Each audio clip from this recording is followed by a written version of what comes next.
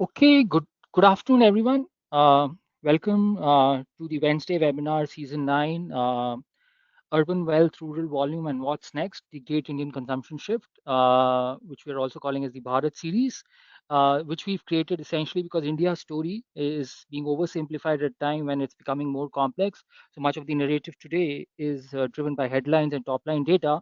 And this is our attempt to go beyond the obvious to bring together diverse perspective and decode what is really shaping India's next phase of growth. Uh, next, so this is being hosted by MRSI. MRSI is a premier not-for-profit autonomous research body established in 1988, and it's an association where providers, buyers, and users of research and insight get together and create newer standards, professional standards, and engage and collaborate on common challenges and common topics um, around it. Next.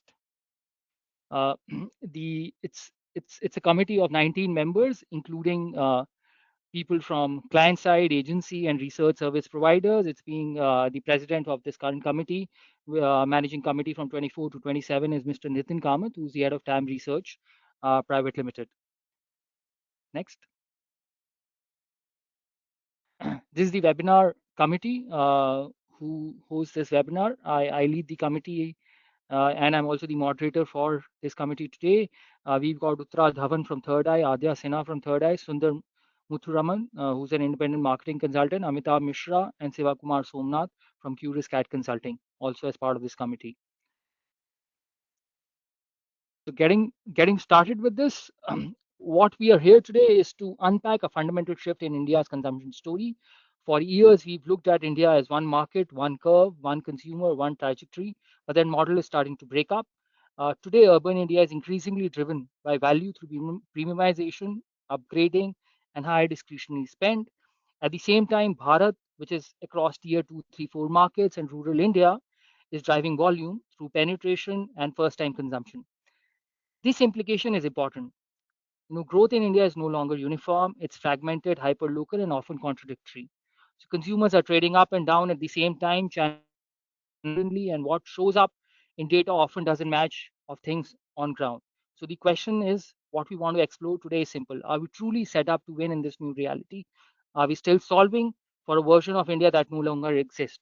To help us unpack this, we've got an exciting list of panelists who are joining us together to bring both data and real world execution perspective. So let me first welcome our first panelist, Mr. Sharang Pant, who brings in 20 plus years of retail, FMCG, tech, and durable experience. Sharang is currently the customer success lead at NIQ India, and in this role, he manages the team responsible for customer engagement analytics and insights for NIQ and GFK's measurement service for the FMCG and tech durable sector. Our second panelist is Pradeep, who brings over 20 plus years of research experience with deep expertise in understanding how shoppers behave across FMCG categories under different market conditions. In today's session, he will share his point of view on how urban and rural consumption patterns are evolving and what these shifts mean for FMCG decision makers. And finally, we've got Manish Makhijani, who's the CEO at RSPL Limited, running hygiene care business in India and international market. He's the author of Amazon bestseller book Insight Inc. And Manish has worked for nearly 3 decades in marketing, insights, and analytics in several markets around the world, including about 20 years at Unilever. He's a recognized thought leader in this space of insights globally. So, starting with to anchor this conversation, in reality, we can move to the next slide.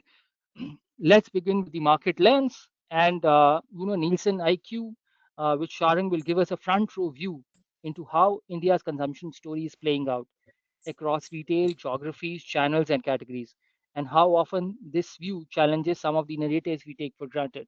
So, Sharon, based on what you're seeing today, where is India's consumption growth truly concentrated? Sure. Thanks, Abhinav. Good afternoon, all. The topic takes me back to my early university days, which was around late 1990s. While that was late 1990s, these were early years for satellite TV, early years for internet. In our university, obviously, our professors used to talk about books like Alchemist or Who Moved My Cheese, which I've chosen as a theme for today's presentation. Interestingly, the movie Stuart Little came at the same time, around 1999, and it talks about the life of a mouse in the big New York City. The theme here is who's moved my cheese and where has it moved? Is it still in the metros or has it really moved outside of the large cities as such? So let's see where this mouse tries to go in and looks for a cheese starting the early 2000 years. Moving to the next slide. So the question was, who moved my cheese? The answer lies on the next slide. These are the people who moved the cheese to the smaller towns. Bittu Mishra from Bareilly, Faisal Khan from Wasepur, Fanny from Pokolim, or George Kuti from Idukki. The whole point here is we are talking about life outside of metros in India, especially in this century where things have developed tremendously in terms of infrastructure, in terms of facilities, in terms of education and employment outside of the large metro cities as well. Bijapurkar coined the word urban consumers around 2000 2008, where she refers to small town India as rurban. These are the pockets or these are the markets that are still behaving culturally as rural India, but in terms of their aspirations or lifestyle, they were already looking at metro cities to replicate and they had started moving in that direction. So, moving to the next slide, let's look at how big this opportunity outside of metros has been in India and what is happening now as we speak in the year 2026. If we just look at the urbanization that has happened in the country, as of the year 2025, 36% of India's population was living in cities.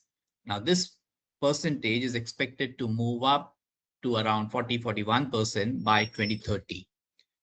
Interestingly, more than two-thirds of this growth is going to come from small cities we will today refer to as Bharat. Now let's look at the right side, the two charts over there on how this is reflecting in the FMCG and tech and durables consumption. Quickly explaining the chart, right at the bottom, you would see the share of the population strata to all India sale of either FMCG or tech and durables. For example, the second box in gray is from metros. Metros are all cities about 10 lakh population. As we speak, in FMCG, these cities account for 28%. In tech and durables, these cities account for 51%. On the top, the bar chart is reflecting the compounded growth over the last 3 years, 25 to 23. We clearly see the all India growth of 9% is surpassed by smaller towns and rural. For example, in FMCG, 9% growth of all India, 9% for TC1, which are population towns of 1 lakh to 10 lakh. Rest of urban is 13%, and rural obviously is also there at 11%. So clearly we see the trend is towards the smaller towns where consumption is driven faster compared to metros. This is offline data. Yes, e-commerce is adding up to the metro growth, but e-commerce is also not a part of this data in the other town classes. So if we add e-commerce on everything, it will still see TC1, ROU, or rural growing faster. Now, if you contrast that with tech and durables, yes, it's a growth category after the inflection point of $2,000 per capita income. The growth is actually expected in tech and durables more than the FMCG sector, which is more essentials. So right now, as we speak, it is a more democratic growth across town classes. But with all the changes that are happening in the economy and the growth of India outside of metros, even tech and durables is expected to see that growth inflection outside of the metro cities. Let's move on and see what's the construct of this growth. Is this growth price driven? We've been living in different periods of inflation and deflation. So is it just the inflation which is resulting in the value growth? Is it premiumization driven? So consumers are moving up or trading up to premium products. Is that the reason? Or is it purely consumption or penetration led growth? Again, contrasting the two sectors, FMCG and tech and durables. On the left-hand side, we see the darker portion of the bar indicating price-led growth and the lighter portion indicating volume growth. So clearly on the FMCG sector, we see the smaller towns and rural are the ones which are driving actual consumption-led growth or volume growth, whereas metro is more a price-led or a premiumization-led growth. Same is the case with tech and durables, but like we saw in the previous slide, it's still more or less democratic equal growth across pop strata. But we will see in the subsequent slides how premiumization is happening in tech and durables as well. Let's move on to the next slide and see some indicators of growth that typically happens when we talk about development. A busy slide, so I'll request you to focus on the top part of the slide, both in the green segment and the blue segment. We're talking about e-commerce, and we're taking growth of e-commerce in metro as a benchmark over here. You'll see that in the 52 metros in the country, e-commerce in FMCG today is almost 15% of the overall FMCG sales. In the top 8 metros, that moves up to 18%. We know that most of the larger platforms are now claiming 100% pin code reach, which means reach outside of metros as well. It may not be quick com as yet, but it is still delivery in a day or two. And that is expected to drive consumption even in smaller towns. And we're already seeing that in tech and durables, for example. The internet teledensity being high in rural is driving that accessibility, information, and therefore consumption or purchase of tech and durables categories as well. In tier 2 cities, for example, more than two-thirds of the young shoppers are buying smartphones directly online. They moved away from offline into online, and that's the big trend happening in various tech and durables categories. At the bottom left-hand side, we're talking about how organized brick and mortar trade has been moving up in non-metro cities. So obviously, whenever banners open up, they focus first on the metro cities. And we know the largest two banners or even the smaller ones are now focusing on expanding presence outside of the large city.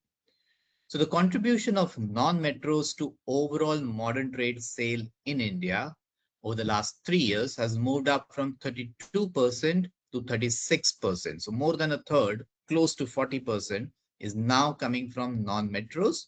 And another reason for this change is obviously e-commerce takes over from modern trade in the larger cities, and physical modern trade becomes bigger in the smaller cities. The same is reflected in the growth numbers.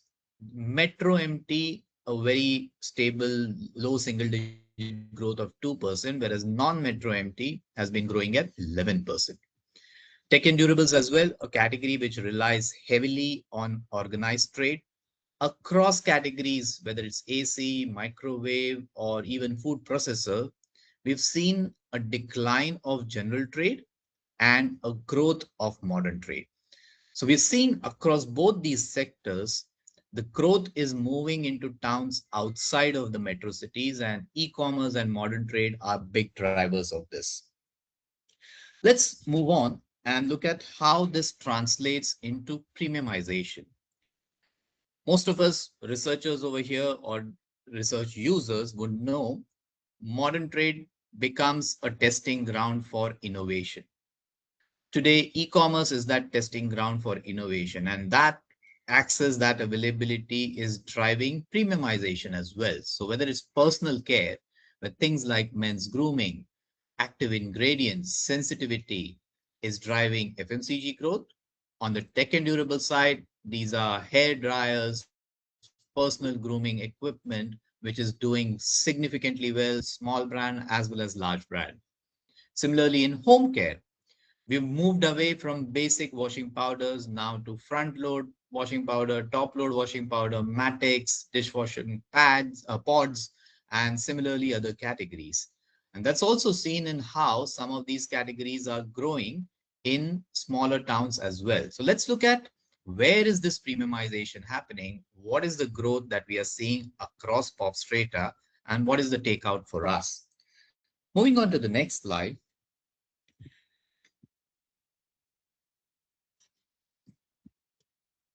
Here we are looking at growth of premium, super premium, and luxury within FMCG. So just to help us define what is premium, super premium, and luxury, if a category average price is 100, we are saying premium is 120 to 160% of that.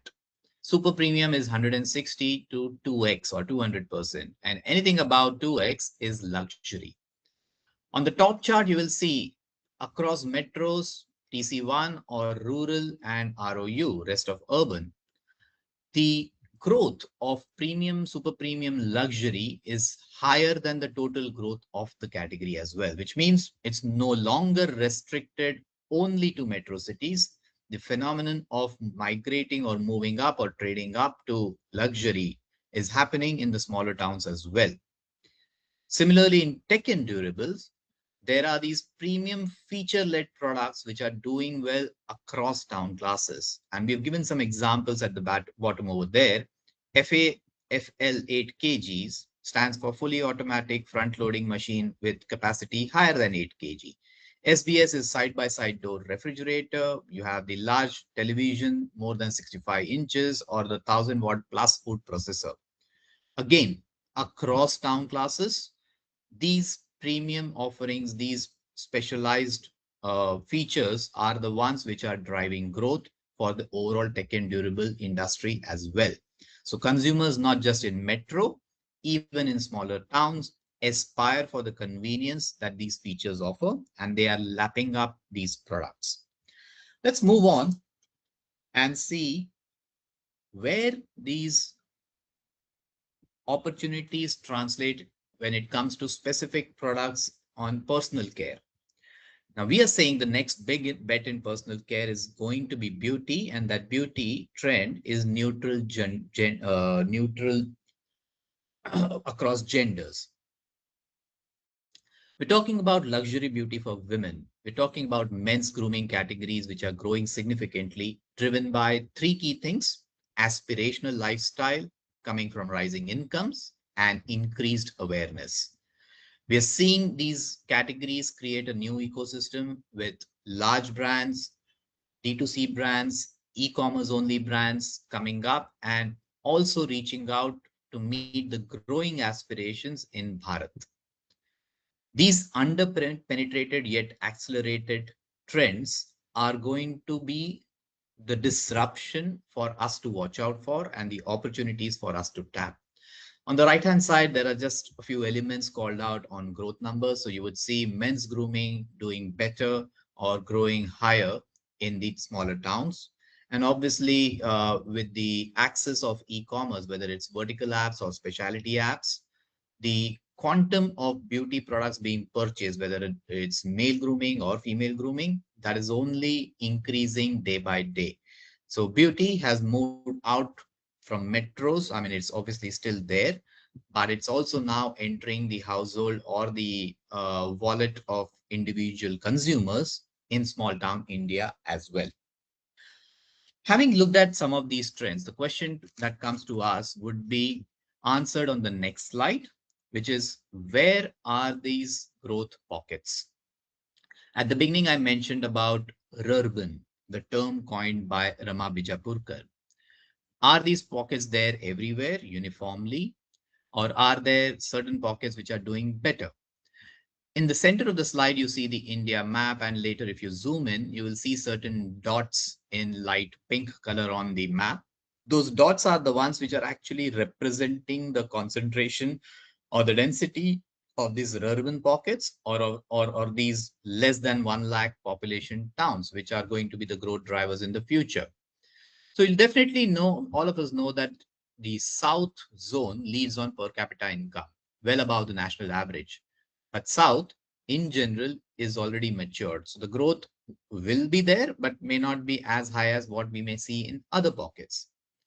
The income growth in these smaller towns is happening in West and South. Though the population is slowing down, there is an income growth, which again indicates additional discretionary income and consumption opportunities. East has always been called out as a weak zone, but that's definitely changing in the last few years. And the income gap between urban or small town India and the large town India is narrowing, though it is still below the national average. But we know for sure that it will catch up and it will present that opportunity for growth. So to conclude this slide over here, we are saying Bharat's growth is shifting from affordability-led consumption to upgrade-led consumption in metros and equally so in other towns as well. Let's look at the last slide and say conclude as to what it means to us. What are the reflections we can take from the last 10 minutes of trends that we have seen in the country? What is changing structurally? India's growth is getting decoupled from population. It is now more income led, productivity led, and that is driving consumption. This growth is not uniform. It's not the same across all small towns or all districts. It differs by region, and therefore it becomes important to know where to go first, where to go next. The increasing penetration of supply, services, and space is driving this growth, especially in the smaller towns in West and East, while South is already matured. Now, what does this force us to rethink on? Obviously, there is no single Bharat strategy. That's what Abhinav also mentioned at the beginning. It need not be a uniform strategy. It will still require region specific playbooks, but on many occasions, in many categories, that playbook difference between a metro and a non-metro may go down. It may converge to a similar strategy depending on categories. And the next growth leaders will be those who will look for these signals, who will identify these markets, and will focus their investment and efforts into this. That brings me to the end of the presentation, and I'm ending my read of this book of Who Moved by Move My Cheese, a collation by myself, with a few quotes of big industry leaders who talk about the opportunity out there in terms of entrepreneurial spirit, in terms of confidence, in terms of increasing household income, and in terms of what the industry needs to do to tap this Bharat opportunity going forward. Thank you. Back to you, Abhinav. Thank you, Sharang. Very interesting. So, if I were to distill what you said, it's clear that India's consumption story is experiencing shifts across regions and across channels and even across categories with different growth patterns. And while the top line might suggest a broad trend, the reality underneath is far more nuanced.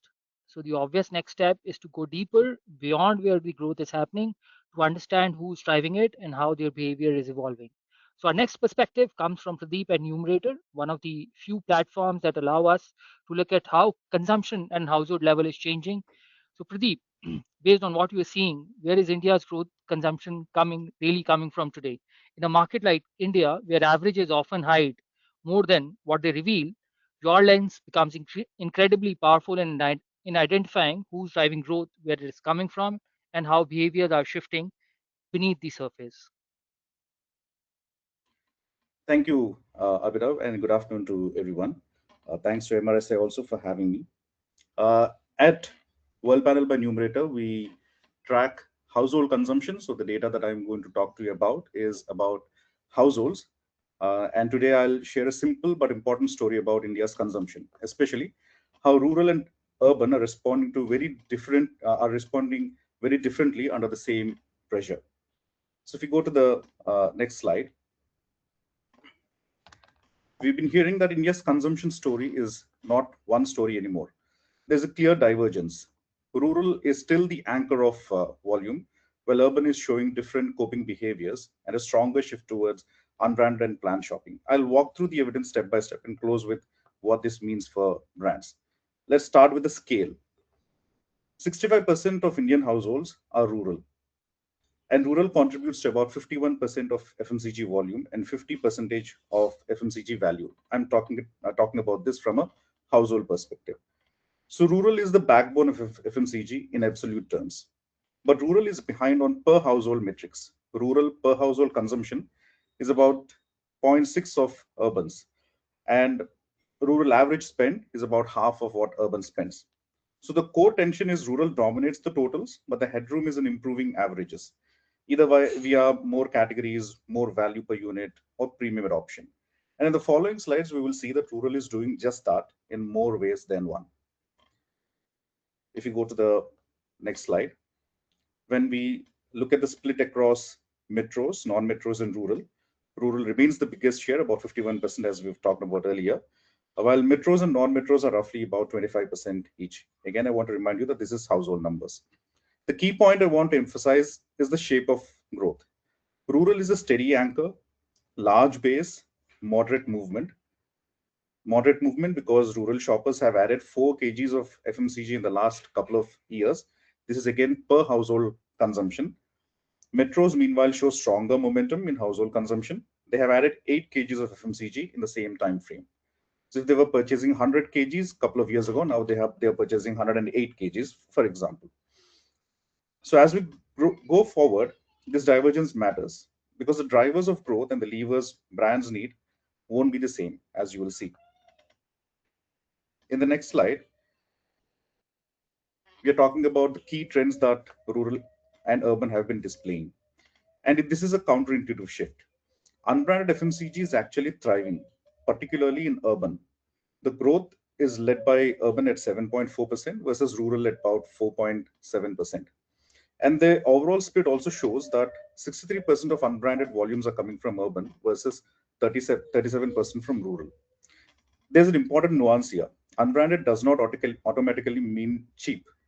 What we see is, if you can just click on the next slide.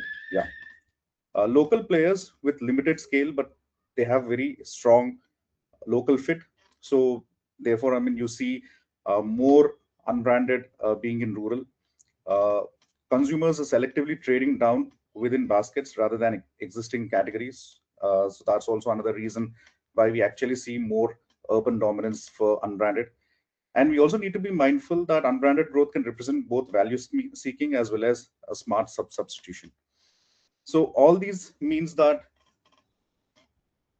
in urban we see a strong unbranded growth. What's happening on the rural side? If we look at the next slide, while unbranded is picking up in urban, in rural we actually see listed companies growing faster than unlisted companies. So listed companies are those that are listed on the stock exchange. In the data here, rural listed growth is about 4.5%, 4.3% versus 3% for unlisted, whereas in urban, unlisted slightly outgrows listed. Why might this be? There are three reasons for it.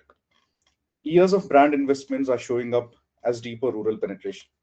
Listed portfolios already have affordability engineered. So if I want to shift to a smaller pack, my listed company allows me to do that.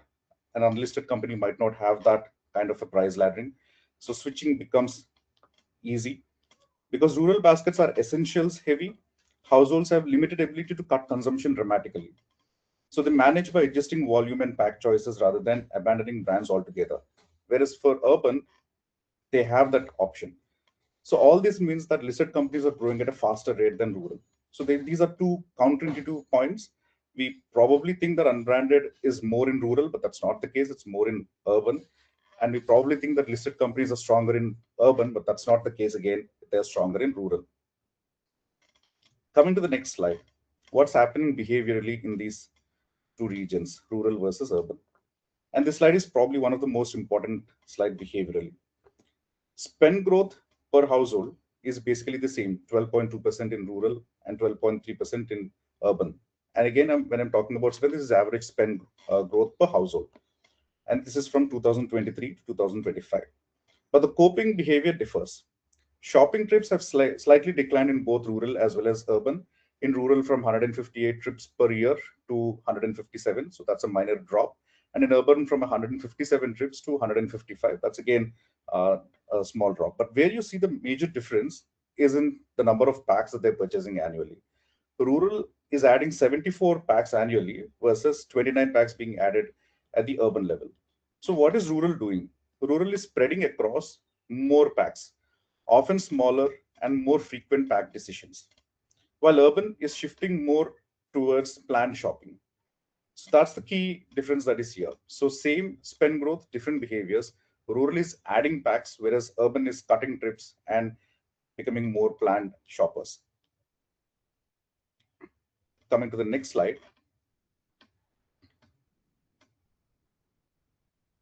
we also see the quality of demand evolving. Rural is adopting more solution-led and convenience categories. This is not something that we associate with rural traditionally.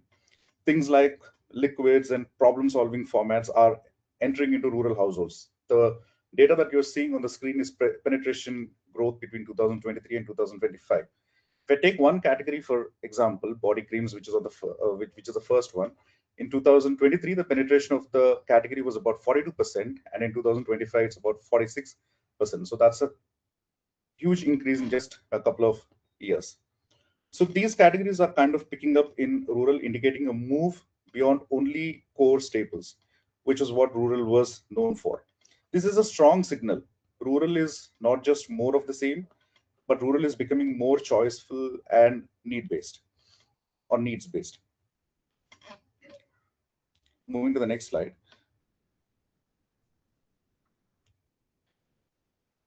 Yeah, this slide also shows diversification directly. Rural households go from buying 23 categories annually in 2023 to 24 in 2025. That's not a huge change, an addition of just one category. But if you look at the heavy category buyers, that means categories who are purchasing more than households who are purchasing more than 25 categories, they rise from 28% in 2023 to 36% in 2025. So that's an 8 percentage point jump. This is indicative of a maturing market, especially driven by foods and personal care. We have noted elsewhere that emerging markets generally have high growth in discretionary food categories like snacking and also self-care categories, which is exactly what we are seeing here. This addition of categories is mainly coming from these two segments, snacking as well as personal care. So that's indicative that rural is a maturing market. Coming to the next slide, looking at what are the different categories that are actually being adopted by rural.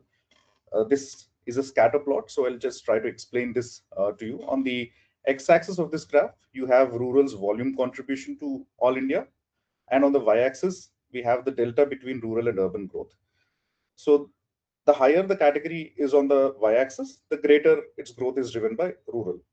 So the upper right quadrant, which is what we are focusing on, the upper right quadrant, is where you have rural heavy categories whose volumes are mostly coming from rural, but are also dependent on or being driven by rural, whose growth is also driven by rural. This chart is a good way to summarize the rural growth drivers. So when we look at it, I mean, rural is strictly anchored by the core essentials: bar soaps, tea, washing powder, toothpaste, shampoo. They're all on the top side of that. But two layers are rising. If you're looking at the dots that are named here, we can probably put them into two different segments. Affordable indulgence. Categories like your soft drinks and biscuits become a part of affordable indulgence.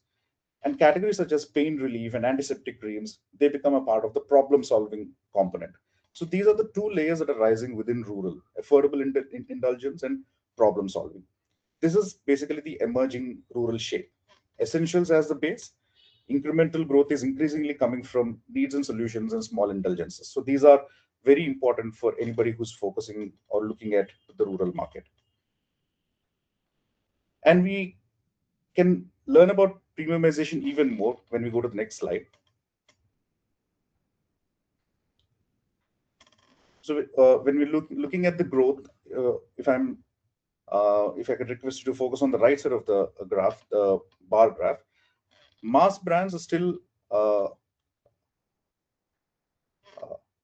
we're talking about price points here. In urban, what we look at is basically 41% of the volume contribution of small packs is coming from urban, while 59% of the small pack contribution is coming from rural. So small packs are dominant, are dependent on rural in ways. However, when you're looking at the growth, again, rural is actually driving the small pack growth, 8.5% versus 7% this year. while urban has actually shrunk in terms of price point packs, 5% to 1.8%. But however, the interesting thing that we can note here is affordability through small packs is actually driving premium adoption in rural. When we go to the next slide, this becomes probably even more clearer. Yeah. So if you're looking at this slide and we're looking at the bar chart, mass is still growing at slowly 4.5% to 3.1%. Mass brands are basically brands that have an average category price of 80% or less. The index is 80% or lesser.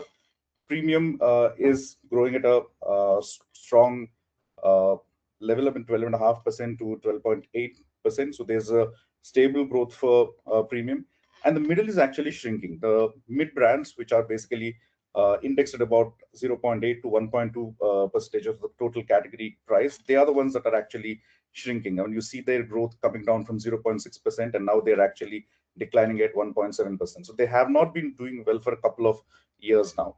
So the growth is actually happening on the ends, whereas the middle is actually shrinking. Yet in volume contribution, um, the mass brands are still large. They contribute to about half of the total market, 48%. Mid is also still large, about 35%. And premium is about 17% in terms of total volume. So the story is the middle is under pressure, while consumers either trade down to mass or selectively upgrading to premium. If you go to the next slide.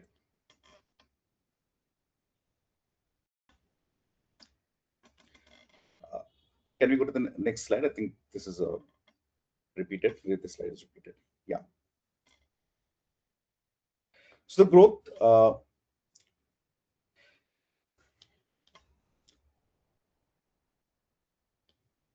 yeah. So this is a second strong premiumization signal. So I think the numbers are very light here. Sorry for that. Uh, in the super premium, rural contribution has risen from 30% in 2021. I'll read out the numbers for you, which is the gray band at the bottom. Rural 30% in 2021 to 42% in 2025. That's how, I mean, rural contribution has increased in super premium. Super premium brands have a price index of 1.5x over the average category price. So there the contribution has grown from 30% in 2021 to 42% in 2025. In affordable premium, rural has risen from 45% to 51%. So rural is increasing in both affordable premium as well as in terms of super premium. And the spend CAGR also reinforces it. Rural spend has actually grown by 7% in super premium and 11% in affordable premium, which is actually higher than the urban spends, if you're able to see the screen. Uh, but as we've been talking about in the earlier slide also, this has been accessed largely through affordability and pack architecture. So small packs are the ones that are driving affordable as well as the super premium growth. Coming to the next slide. So let me pull it all together into four different pillars. Growth divergence, where metros are stronger, rural is moderate but is steady. And when coming to the coping mechanisms, we have the same pressure but different responses. Urban is adjusting its mix and reducing trips, therefore becoming more planned in terms of their purchases, whereas rural is managing consumption via pack level choices. So they're purchasing more and more packs and spreading their spends across multiple different packs. Coming to the product preference, rural remains brand preferring, especially towards the listed players, because they have essential heavy baskets and therefore leave limited fixability for them. While urban is open to experiment and they're also trying more unbranded nowadays. Come to the long-term signals, rural is evolving. We've noted that in Sharang's presentation also. Baskets are expanding, solution-led categories are on the rise, and affordable indulgence has increased. So the big takeaway here is rural is not static, it's upgrading in a very Indian way, balancing aspiration with affordability. And finally, what does it mean for the future? When we look at the last slide, first, rural is evolving, but it's still essentials heavy. So growth can be volatile in periods of uncertainty, especially the year ahead seems to be a little bit of uncertain. So the expect for some volatility in this period in rural. Second, growth will come from the edges, not the middle. Basically, premium and mass. Mid tier is one that is shrinking. Third, premiumization is going to continue, but through affordability. Price point packs are the gateway. And finally, uh, expect some kind of a category wise polarization.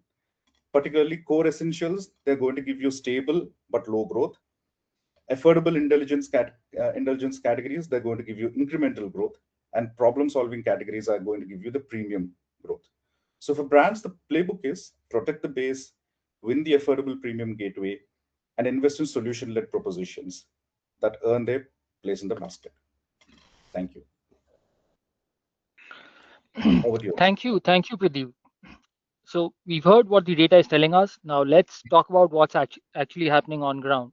Because growth in India doesn't happen in dashboard, it happens in stores and distributor networks, in conversation with retailers, and of course with consumers every single day.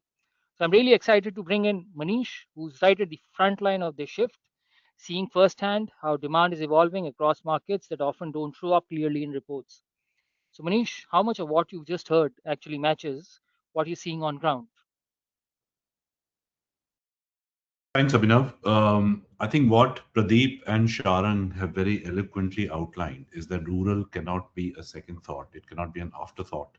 So all the brands and the products that are being created have to be created with rural in mind, and not something that you create for urban and say, "Oh, let me launch it in rural as well and see what works." That's not something that you can afford any longer. So let's look at what actually causing that growth and what is it that companies and the government is doing for the growth to come in. Can we go to the next slide, please? I'm going to look at therefore two things, the economic levers as well as the marketing levers. But this is something that we've seen in other slides as well. Rural is still a huge population. We've got 6.5 lakh villages and close to 8,000 cities. So it's a big, space that we're looking at. Can you go to the next one, please? If you look at the income data, that shows something interesting. This is the NCAR data. If you look at the top two quintiles in terms of income, which is top 40% of the households with the higher income, top 40% of the high income households, you can see that in the richest top 20% of the country, 57% of them, as shown in the bottom row, live in what's called urban, which is rest of urban plus rural.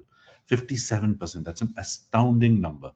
55% of them still live in urban and 45% in rural, but combined is 57%.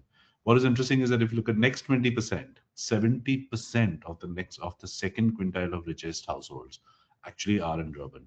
So there's a substantial amount of income lies there. And if you look at combined Q5 plus Q4, you can see that emerging rural and underdeveloped rural themselves are constituting close to 40% of the household which are sitting there. So people have money, they have the affordability. It's not that they don't. It's just that what are we doing for them is the question. Can you go to the next one, please? So, like I said, we will look at the two levers, economic and marketing activities that are done by us. So, let's start with economic development. Go to the next slide, please.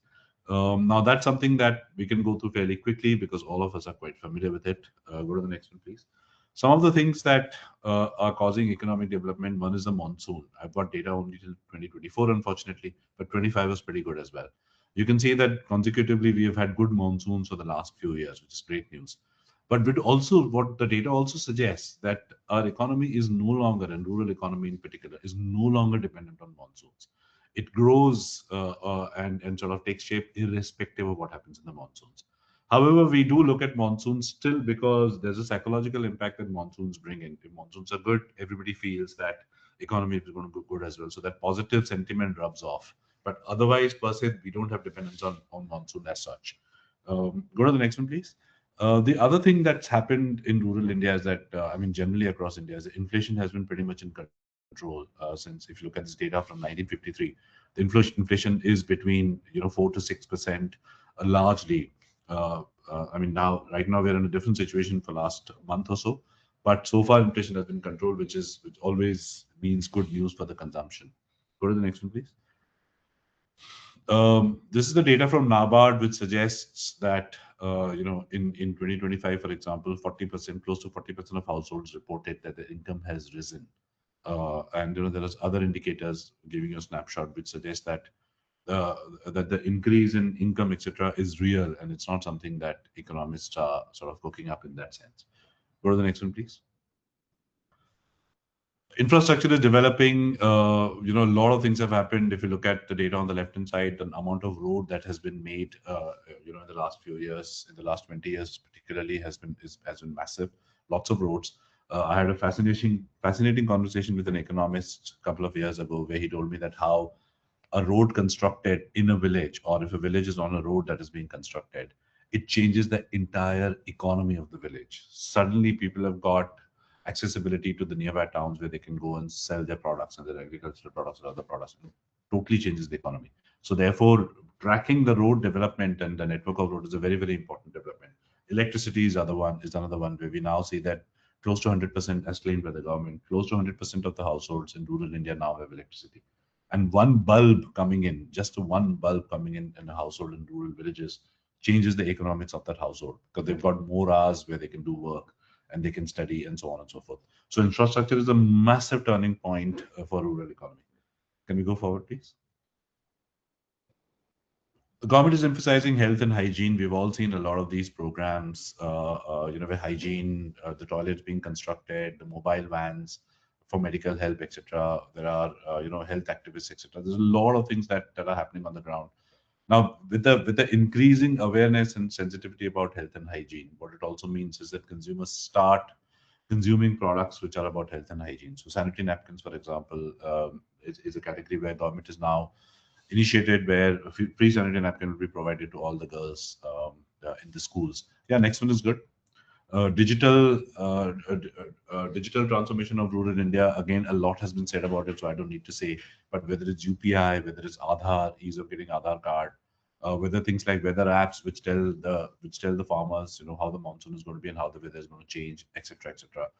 Internet access of internet, etc., has made a huge difference in the way rural consumers are buying today. Let's go forward. Now let's look at marketing levers. What are the marketing levers that manufacturers like us are deploying in the market that make a difference in the growth? Let's go on.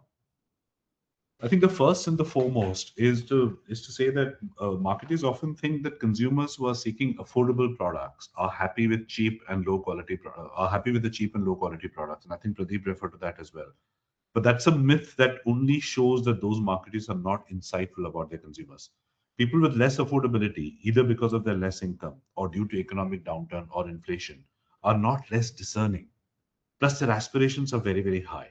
So, brands that offer great products at accessible price points do well. Ghadi is a classic example of RSPL, which is legendary, but even more recently, our brands like Pro E sanitary napkins or Loving Girl diapers have shown the way. An accessible price could mean accessible price points. It doesn't mean low price. It just means good price points, like sachets or smaller SKUs, rather than lower price per gram necessarily. These consumers operate with what the economists call, the lipstick effect, which means that when times are tough, women don't stop buying lipstick. They just buy smaller sizes or use it less often. And I think Pradeep quite well demonstrated the lipstick effect in rural India to say that how they're shifting to smaller packs instead of moving out completely. So that's the first thing that every marketer must understand. Can you go forward, please? Second thing is that making good products accessible to consumers, making it, creating a product, but how do you make them access? Because accessing these villages, remote villages, and smaller towns is still it's quite an arduous task. So companies have come up with different initiatives. The Shakti Amma initiative of Hindustan Unilever is quite famous, where they have women influencer women. We all know influencers in the digital world, but these are the real influencer women in villages who are trained by the companies to go and talk about the products, particularly health and hygiene products, to consumers and also sell them. Easily is an app that RSPL has, which is like a grocery delivery app for consumers focused on smaller towns. Kirana Club, etc., is another initiative to bring the Kiranas together. We'll talk about that a little bit more in the next slide. But things like feet on street models, micro distribution, collaboration with rural self-help groups, etc., help create resilient distribution networks. A strategy which simultaneously builds community goodwill as well as extends a brand to reach areas that conventional distributors can't serve economically. So therefore, relying on those, creating those distribution networks becomes a hugely important point. Can we go forward? The other thing that happens here is the digitalization of the supply chain network. A massive amount of companies have come up, and existing FMCG companies have done extensive work to digitalize the supply chain. So now that enables small kirana stores to place order directly with the manufacturers, ensuring speed of supply and reducing their reliance on the distributors, because the distributor can't supply, then the companies supply directly. FMCG companies are expanding distribution in villages, leveraging tech like eB2B apps to reach the remote retailers, etc. Implementation of artificial intelligence, IoT, predictive analytics, and working on those analytics with the retailers directly, because retailers don't know how to use the technology or how to use the analytics, but helping them use the analytics, helping them optimize their inventory and delivering it faster, cutting wastage and improving and thereby improving rural reach is making a massive difference. So supply chain is often an unsung hero in the success of consumer product companies, but that digitalization, because of the digital efforts, overall digital increase in the rural India, supply chain digitalization has made a massive difference in the way products are reaching to the consumers today. Let's go forward. Finally, a thing that again you hear a lot. Can you go to the next slide? Yeah, localize and vernacular marketing. Marketing campaigns that resonate with the local language of the region gain higher acceptance, and we've seen that time and time again. India, as we know, is home to is more than 2,000 dialects. So therefore, if you speak in the right language, if you speak in the right dialect, that makes a lot more difference, because they think that you're talking to me, you understand who I am, and you understand, my language literally. Britannia, for example, ran a hyper-targeted Good Day Butter campaign a few months back that leveraged a weather API to serve digital ads specifically in the regions experiencing rainfall. Further localized by language and demographics across North and East India, which made a massive difference in the sales. We know of several examples of activities that are talked about were often done at events like Kumbh Mela, for example, with branded stalls that provide people food and drinks, to helping people navigate the rush, to looking after children and the elderly. Brands take up activities that not only help people but also build a differentiated brand image on a dimension that they want to be positioned on. Ghadi is known for doing roadside demos at large gatherings to show the product. Even today, a product like detergent that we all think people use every day, but we still do demos on the roadside at large gatherings to show the product efficacy and do sampling. Namaste India, which is another brand of RSPL, has installed baby feeding rooms at busy places like railway stations to provide a clean room for nursing mothers. Muthoot Gold Loan company has to do some work for a year and a half back, uses their vans on the Chalo Bazaar day to talk to the retailers, the van that you see in the picture. But they also use the same vans for transporting differently abled people who need help to go from one place to the other place. So just like I was saying, retailers, if you build connections with them, if you build community and network and then sell the product, same thing works with consumers as well. Building a community, and I'm not talking about online community and digital community. We talk a lot about that in the world of digital marketing, but I'm talking about building physical communities and helping the communities locally by doing things that are relevant to them and that they need makes a lot of difference. And those activities are harder and expensive and time consuming compared to advertising. Making an ad is much easier. You make an ad, run it on TV, run it on digital media, you do performance marketing, you're done. Here you're creating an activity, a physical infrastructure of activity, involving consumers, doing the sampling, checking how they've logged. Is a lot of physical work that's required. Enabled through the digital infrastructure, of course. But that's the one that makes a connection, and consumers think that the brand is for me, and that's expensive and time consuming. But brands who do that are the ones who are a lot more successful. So finally, to end, we go to the next slide. We just about a little more than 5 minutes left, but so I'll end it at that to have some question. But we must all understand that rural India is not a different country. It's the same country that you and me live in. Those are the same consumers, same people as us who live in urban India. It's just that the context is slightly different, the needs are different, the language is different. But if you understand it, if you understand the language, if you understand the need, if you understand their aspiration, rural India literally opens up its arms to you. And on that note, I will end it. Thank you very much. I'll hand it back to the team. Thank you, Manish. That's a great reminder that in India, be it urban or rural, insight is only half the equation and execution is the other half. And increasingly, that execution needs to be far more localized, adaptive, and grounded in reality. Thank you. That was incredibly valuable. So we've got a list of questions. So let me start with you, Manish. So one capability that companies must build to win next 5 years in Bharat. What do you think that should be? So I think it has to be the ability to execute on-ground activations. We often sort of think about it as just think of an idea, just outsource it to an activation agency, and they'll do it. But I think there's a lot more to it than that. It's about building a connection, building a human connection through the activity, and getting them to understand your product. I think building that BTL muscle, if I were to broadly call it, or building an on-ground activation muscle, I think is extremely important for rural India. Okay, thank you for that.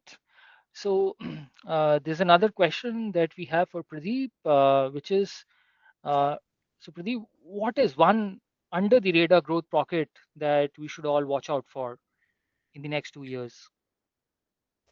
Yeah, so I'd probably answer it from an under the radar category, that kind of categories that we probably will see the growth in the next couple of years. Uh, we normally do not associate rural housewife seeking convenience. I mean, we probably think that that's a busy urban housewife kind of a behavior, but that's not the case. Categories like ready to cook mixes and all have seen quite a lot of growth in rural.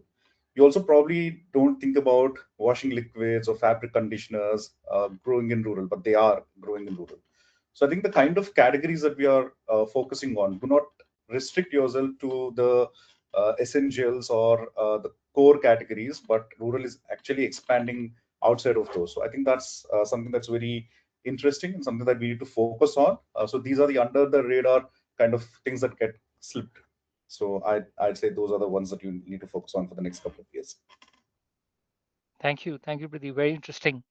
So, okay, which one? Yeah, so Sharang, this one is for you, saying, what is that one big myth uh, that that people still believe about India growth, and you would like to bust through this session? Yeah. I think I'll touch upon one myth which Pradeep also captured. Small is cheap. That's no longer true. Small companies are not necessarily the ones which come in during deflationary period and vanish away during inflationary period. These are actually now the innovative companies out there in FMCG or tech and durables in India. A funny story, I was recently talking to the leadership of one of the largest FMCG company, and we spoke about small companies eating into large company share. Said we are happy about it. These become our future acquisition opportunities. So even the large companies are today looking at small companies as outsource innovation or outsource test marketing, if I may put it that way, and then they can lap them up for that inorganic growth as such. So it's no longer small is equal to cheap. Even from a consumer point of view, they are willing to try out new brands, innovative brands, even if they are priced higher than their legacy brands.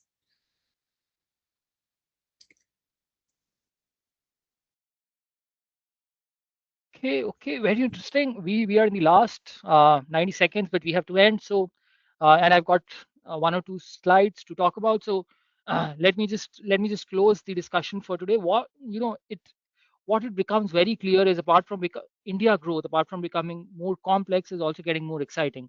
So we're moving from a world of averages to a world of edges, where growth is coming from specific pockets, specific cohorts, specific use cases like the cheap one, the lipstick effect, etc. And winning in that world will require a different mindset. So not just bigger bets, but smarter, more localized, and more adaptive bets will make the change.